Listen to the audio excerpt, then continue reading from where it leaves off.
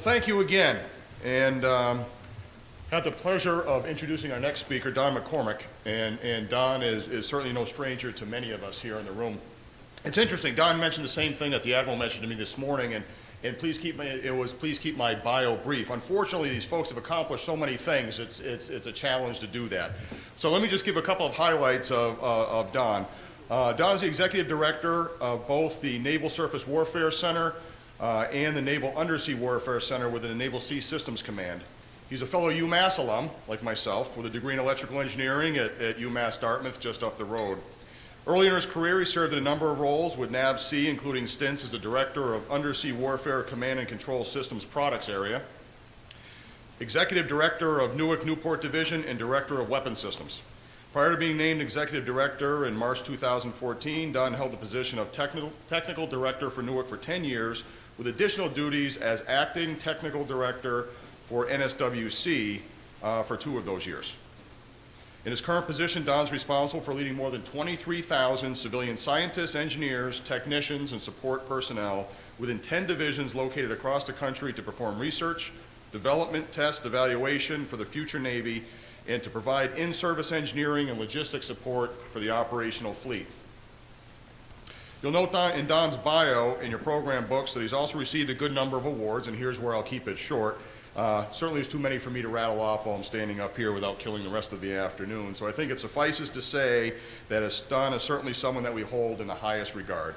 Please join me in welcoming Don McCormick.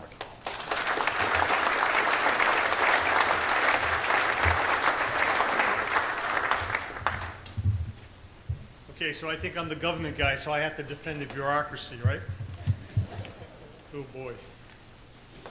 Okay, so you know, Congressman Langevin did a great job of talking about some of the innovation and products that the Navy's using, and you're going to see a lot of similarities in his speech and some of the examples I'm going to provide. So that's somewhat interesting. I've never had a congressman open up for me before a speech before, but we'll see how that goes. So first, good afternoon, Paul. Thanks again for the intro. And Molly and the rest of the SENEDIA folks. Where's Molly? Hi, Molly.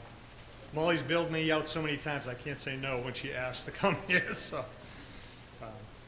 the CNO in a recent speech talked about the need to maintain a constant state of readiness and use the sports analogy. He said, we're heading into the locker room at halftime with the big lead, only to realize while we were celebrating our impending victory, the second half had started, our opponent had caught up, and the calculus of the contest had changed. Like the sports team, we're now engaged in a real competition with our potential adversaries. We need to be able to get faster and outpace the threat. Kind of like the Falcons during last year's Super Bowl, if you ask me. It's easy to say here in New England, right? I probably wouldn't do that down in Atlanta, but maybe I would. Anyways, I want to talk to you today about some of the challenges we face in the Undersea Warfare Center community, with some key technologies and process enablers that will hopefully address some of the bureaucracy concerns you all have, and that offer some new opportunities to work together. The mission of the Warfare Centers is to be full spectrum. One of my jobs is to push the science and technology folks at the Warfare Centers so that we're never surprised, and we provide our naval forces with the technologies and capabilities so that it's never a fair fight. Now, we can't do that alone. And activities like this are a reason to bring together industry, academia, and the warfare centers to come up with new and innovative solutions. This is really a team sport. So if you watch your TV or the internet, or God forbid, read a newspaper, from the headlines you'll see the rapid pace of technology and its changing, ever-changing technology. You also realize anyone with an internet connection can have unfettered access to all the technology and information that we have. Our adversaries have changed in terms of number, size, capability, and geography. This has increased the complexity of the fight as we compete to maintain our military superiority, including under the sea. We need to get faster, develop and adopt technology faster, field it quicker, and expand the undersea advantage. To do that, we must be innovative and be fast followers of industry when they are the leaders. I guess we're waiting for the slides to catch up. Okay. So, all right, so here we are. I'm showing a series of images images from Wenzhou Harbor in China, taken from an online site that sells relatively inexpensive satellite imagery. It could just as easily be the image of Norfolk or Pearl Harbor. Companies are launching their microsatellites at an ever-increasing pace, offering real or near real-time persistence global imaging to anyone who wants to buy it. So how do we do this today in the Navy? We have millions of dollars worth of high-tech satellites, custom made for us and resourced by DoD. Our near-peer competitors, or any potential adversaries, don't need to invest millions or billions. With a cell phone, computer, iPad, or even a watch, and a few dollars, they can monitor nearly any place in the earth with remarkable clarity. The threat becomes even more powerful when you combine it with the wealth of information available on social media. By combining the information from the imagery with social media, we get an AIS printout of the same harbor in China, given the names of the vessels in the harbor, where they've been and where they're going. Here, you can see it. One of the ships is a cargo ship, the Roy Tong 111. Accessing available metadata gives a significant amount of information about the harbor, the ship, and its crew. Even lower tier competitors can monitor known choke points and shipping routes and narrow their search patterns. You may have heard the CNO talk about a digital Navy. This needs to be part of that so we can take advantage of these kind of capabilities. Again, the investment by near-peer competitors is relatively small, considering the fused data availability. These are just some of the challenges we're facing in undersea warfare. To compete, you need to think differently. How do we exploit commercial technologies for military faster than our competitors? Technologies that turn the equation on its head. Instead of millions of dollars of missiles firing at millions of dollars of missiles, a relatively cheap laser or railgun can fire cheaper rounds at expensive missiles. This changes the cost equation. High-energy lasers and railguns are examples of how we can innovate when we look beyond traditional sources and partners and collaborate. If you look at the screen, you'll see the Ponce in the bottom lower left with the laser weapon system installed. This commercial technology has saved us lots of money in years of R&D. For the railgun, NSWC combined non-traditional electromagnetic technology from various industries, academia, small business, and Department of Energy researchers, with traditional defense contractors to prototype the capability. How do we think out of the box with disruptive technologies like those pictured here? These are examples came about because of deep collaborations between private industry, academia, and the labs. So we need to start thinking differently and act differently. Again, we can't do this alone. Look at the breadth and depth of the team needed to work on these complex systems. And it's not just new capability where we need to innovate and have disruptive thinking. We need to think of this for the entire life cycle of our products. Several of my divisions are Navy in-service engineering agents for the Navy. I have challenged them to start thinking about what the future is going to look like for logistics, maintenance, and repair. We're working with NAVC on digital frameworks for digital twinning. One idea is to connect all of the shipboard sensors, identify the needed data, merge that with historical data, and get a picture of overall ship performance. Vouchers in the Innovation Campus. The third is transactional authorities, or OTAs. And the last process is the accelerated acquisition, which I'll talk about at the end. I'm going to give you some highlights of each of these and how they're starting to help. So Newport recently conducted their third annual Antex, which demonstrates the RPED process. Congressman Langevin talked about a safe place to fail. This is the place you can go and do that. You can bring your technologies, put it in an operational environment, and see how it performs. This year we conducted a dual site event that included 26 unmanned system events with operations at both our Narragansett Bay Test Facility and our Panama City Division. This exercise included fleet operators, industry, and academia. Collaborative technologies, exercises like Antex and other RPED initiatives are exactly what's needed to get there faster and improve the technology. So please check out the Antex video at the NUWC booth. At this year's Antex event, Riptide and NUWC demoed a fuel cell-powered micro UUV. You can see it here in the video. Collaboration stemmed from a chance meeting at last year's event in Newport. To the best of our knowledge, this is the first time a proton exchange membrane fuel cell has demonstrated maneuvering in open ocean, which will give us more endurance and speed. This is all off-the-shelf technology that we rapidly prototyped together. We started putting the pieces together in February-March timeframe. The estimate was that it would take 5 years to get this thing in water, and it happened within 6 months. Again, visit the NUWC booth to see this, and you can see the information that was provided. So another great example from this year's Antex held a few weeks ago, Power Docks, a local company developed a floating microgrid for the sailing community. They decided to test the waters for defense applications. They collaborated with other Antex providers, and within a few months demonstrated an AUV ROV charging and docking station, has autonomous navigation and Wi-Fi comms with satellites. For us, it expands our capabilities from fixed rechargeable power systems to mobile ones that could mean more operational time on station for our UUVs. So again, collaboration leads to innovation. Innovation leads to more collaboration. I think the possibilities are endless if we can keep doing this kind of innovation and collaboration.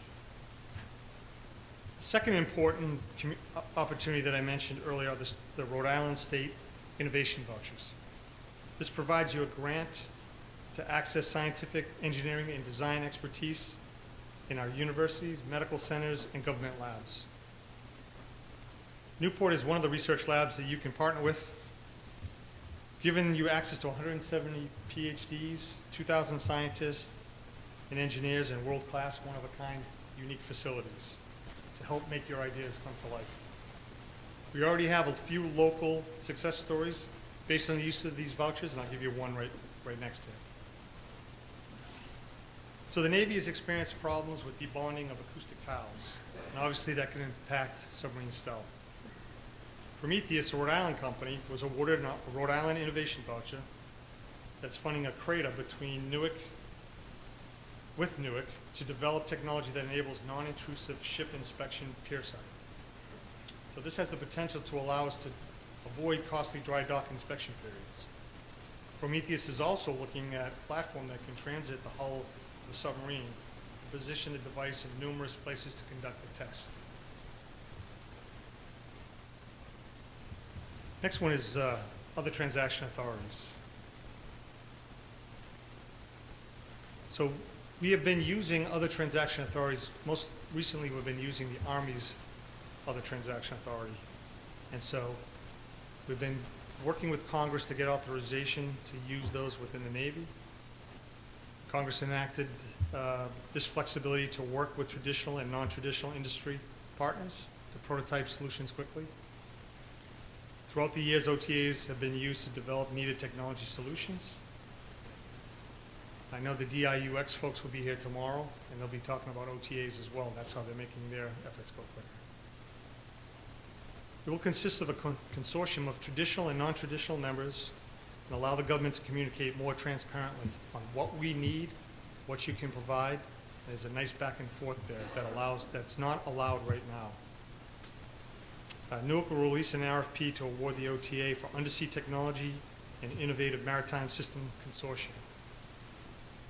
We'll make it faster for non-traditional businesses to work with us and traditional industries as well.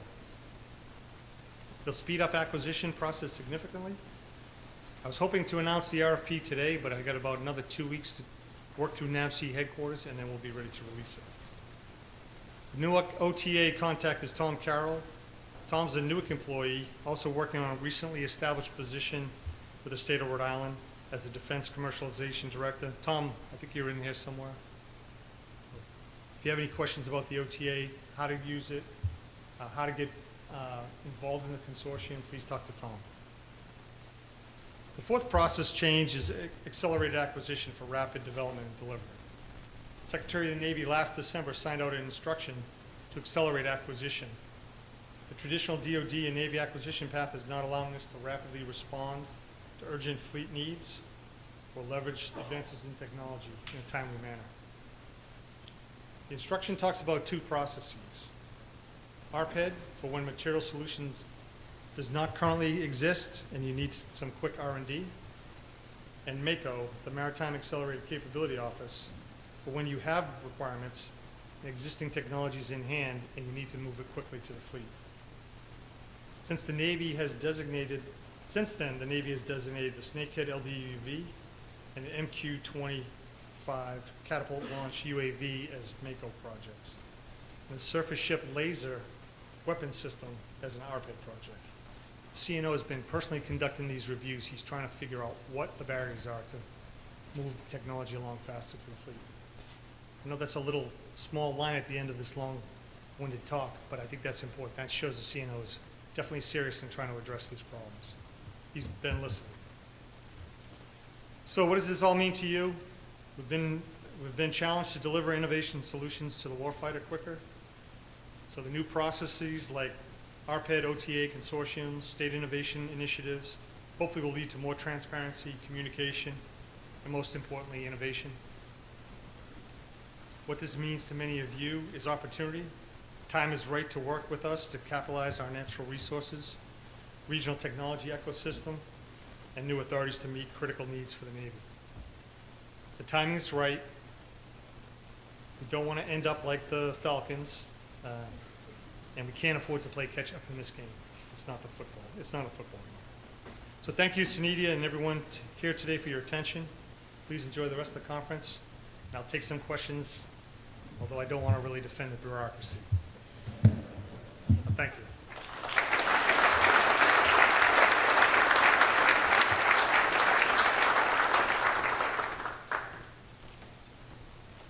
Oh, good. No questions? Paul Mankowski, please stand up. So Paul asked a question about, is there more bureaucracy? And I note that Paul retired 10 years ago, and the bureaucracy has gone down since he left. Paul was my deputy at Newark. That's what it is. Not a problem, Paul. Figured I'd get that before you got me with it. Okay. Of course. Huh. So you really have no questions. It's the cheap shot at the guy who wants the bureaucracy. Come on. Yes. I want to ask a question about bureaucracy. How do you see the industry's current IRAD activities? Are they making the right investments? Is there some advice you give them? What should be targeted for those points? Yeah, I think I'll be truthful. You know, we used to do a lot of IRAD reviews with industry. Kind of got out of vogue. It seems to be coming back in vogue a little bit. I think Vic Ritchie is still here with us somewhere, hopefully. So Vic is the NUWC CTO. One of the things we've asked him to do is start engaging industry more to see if we can help you with that. Pierre Corvo, when he was CTO, we had a couple of days where we had industry come in, kind of give you the state of the world as we see it. Again, we're the technology providers. We are trying to look into the future a little bit more. And so I'm open to holding more of those days across all of our Warfare Center divisions. There's supposed to be industry days that do some of that, but that's more of the contracting side. I think we should have more of these reviews to talk about your IRAD and where you want to go. If you want somebody from the Navy to come visit you and do a review, please contact myself. You can contact Vic. Ron Bean is here, the acting TD right now of Division Newport. Any of us will be more than happy to set that up. Because I do think if we can focus our IRAD, our 219 investment, we could probably make a lot more progress in what we're trying to solve.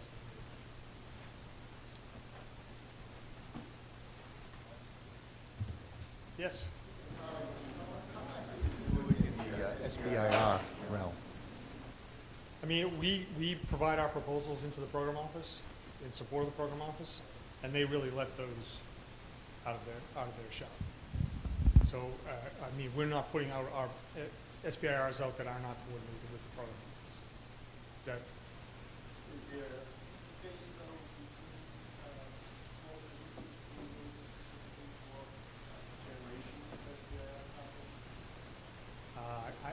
I'll tell you, I don't know for sure. Is the Newark SBIR guy around? Oh, do you know? Steve? Thank you. Please, throw me the lifeline.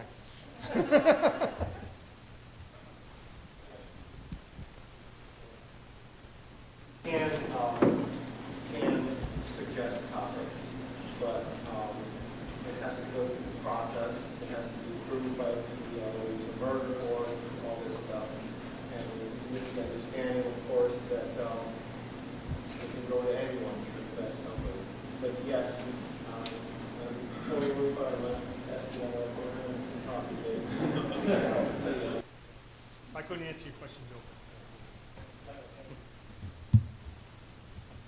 Anybody else? Yes?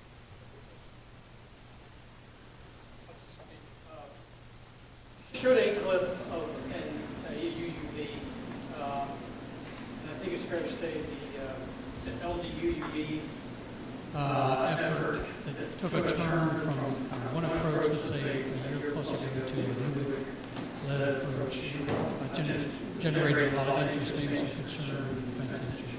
Can you talk about just broadly UUV development, the vision for the Navy, capability development, from your perspective? What's NUWC leading? Where are you partnering? Big picture, how can the defense industry plug in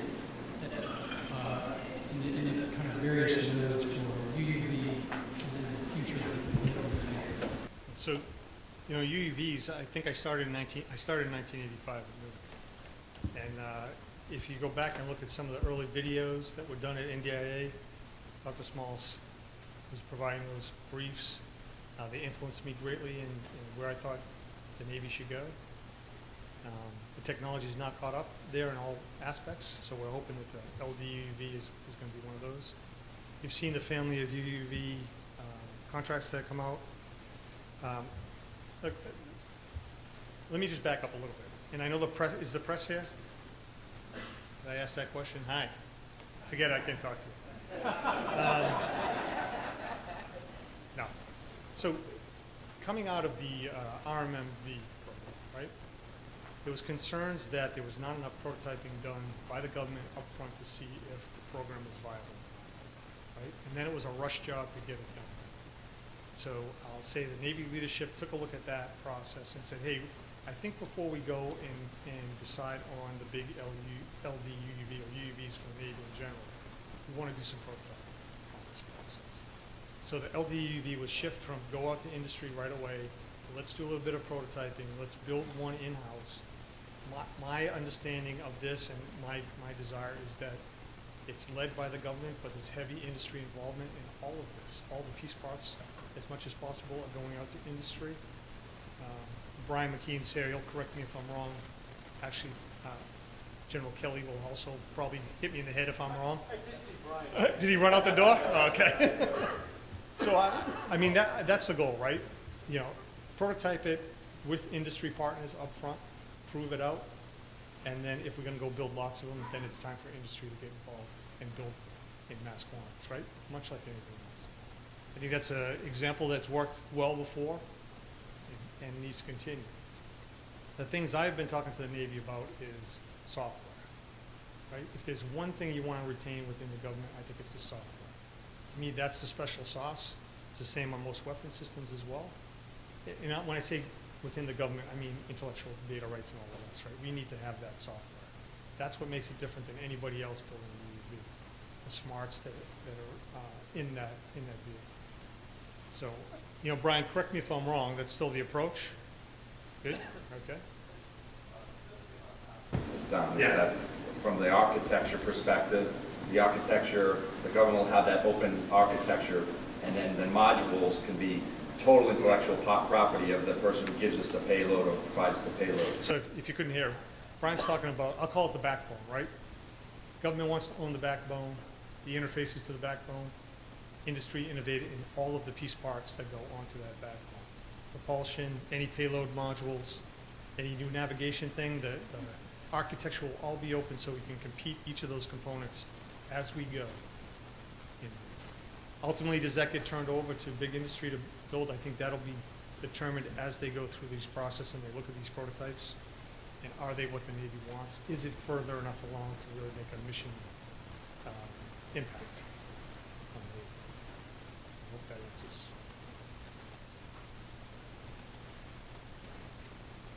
Yes? Don, the specter of BRAC. BRAC. What's that? I don't know if I know how to spell it, but I know how to say it. So the element of BRAC, obviously, I'm sure is something all of us think about. Obviously, in your world, you do. But many times, it's obviously thought about as in a defensive manner, or it's the ultimate game of musical chairs. Do you look at it, and you and your colleagues, just curious, almost as an opportunity, as sort of that continual process of evaluating what's going on, what we can do better? I mean, you outlined a lot of efforts that NUWC has taken to better engage industry, sort of be more responsive. Again, do you see it as sort of an opportunity, and maybe sort of see a silver lining around it as well? I think some of the language I saw with BRAC was interesting, which was help the services divest of unneeded capacity. And when I look around, I'm just going to exclude Newport out of this whole thing, because if you look, the Navy is talking about undersea advantage. If you look at the facilities at Newark, there's not any extra room. But when I go to places like Indian Head, there's buildings that were built in the Civil War that are still hanging around that we still pay for. So that part of BRAC I'm very interested in. If I can get rid of excess capacity in the buildings side. The movement of work, in my personal opinion, this is not a Navy position for the press person over there, is that, moving facilities is easy. Moving people is hard. The knowledge base is in the people. So I haven't seen too many successful BRAC moves, my opinion, that have saved the Navy lots of money or anything like that. The work is the work. Is there synergy? Yes, there's synergy, and there is some savings. But you also run the risk of losing that knowledge base for the Navy in the long term. And my job as the ED of the Warfare Centers is to maintain that knowledge base for the Navy for long term. So hopefully I didn't answer anything that will get me in trouble. Those are big Navy decisions. We'll execute whatever the Navy decides at the end of the day.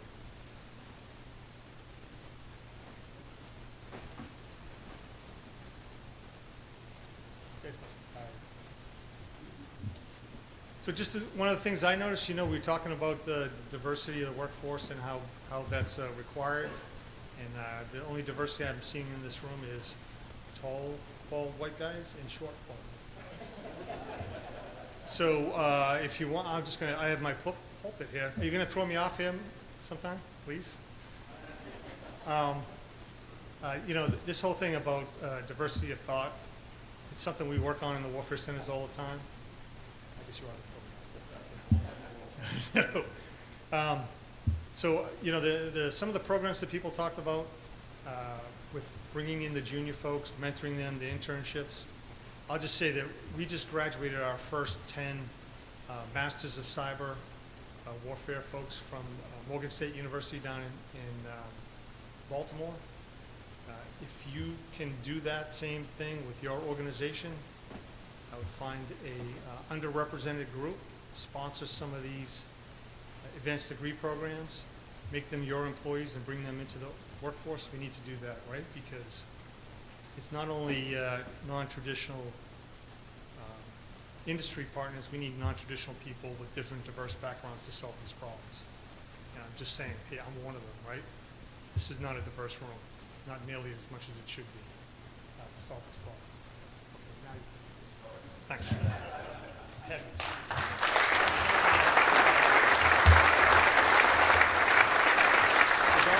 As always, thank you for support of SENEDIA. Thank you for support of the community and your leadership. As a token of our appreciation, have a SENEDIA coin for you. Very good. Thank you.